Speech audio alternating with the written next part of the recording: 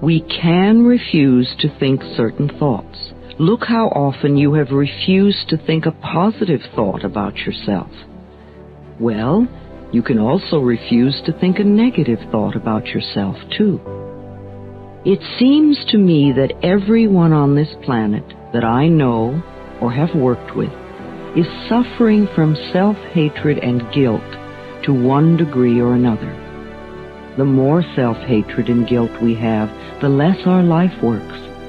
We find we have an inability to speak up for ourselves, and we are always trying to please others. Or we may be angry and explosive all the time. That your past is important because it has brought you to where you are. But as important as your past is, as it relates to your present, it is not nearly as important as the way you see your future. You see, ladies and gentlemen, the way you see your future determines your thinking today. Your thinking today determines your performance today, and your performance today determines your future. Thoughts lead to the manifestation of things and events. Thoughts create conditions. Thoughts create things and conditions. They cannot just magically manifest themselves. Thought comes first. Thoughts create our state of existence and the quality of our experience here on earth, ultimately. If you create a problem about every little fluctuation that happens, then you become a failure in your life. If you were a wave surfer, you've seen people surfing on the waves. What is his dream? He would like to have a tsunami. The dream in a surfer's mind is a tsunami, 100-foot tall wave, riding it. That would be the dream. If you know how to ride it, even the tsunami is a wonderful thing. No one knows enough to be a pessimist about anything.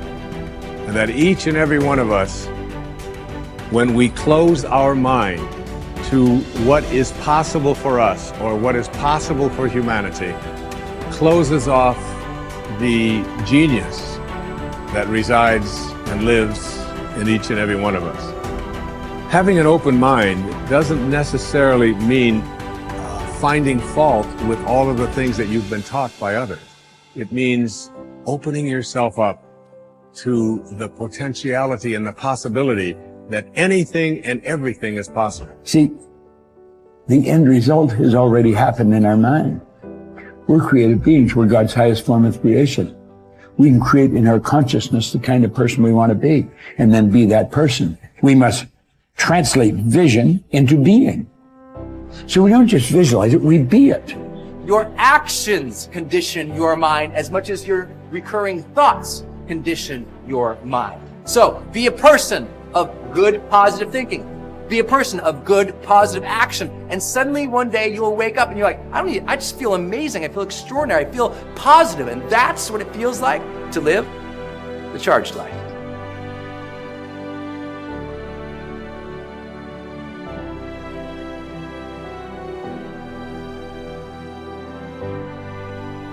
The seat of the will is the conscious and the subconscious mind. That's where the will lives. It lives in the heart. Your heart is your subconscious mind, and your subconscious mind is the seat of control for your life. Then you got two minds, in case you don't know. You got a conscious mind and a subconscious mind. Sub means below. So you got a mind that is always conscious, but then you got a mind beneath that that is not always conscious, but it's deeper and more important than your conscious mind. And your conscious mind feeds your subconscious mind information. And the more your conscious mind hears something, it feeds it to the subconscious mind. That is why repetition is dangerous. Repetition constantly goes to your conscious mind. But the more your conscious mind hears something, it begins to deposit it, or can I use the technical term, it downloads it to your subconscious mind. Now, you are safe as long as something is in your conscious mind. You're still safe. Because you can forget what's in your conscious mind. But the key is to get it to your subconscious mind. Once it gets there, then you are in trouble. Why? Because the mind is the center of thought and it holds the key to life.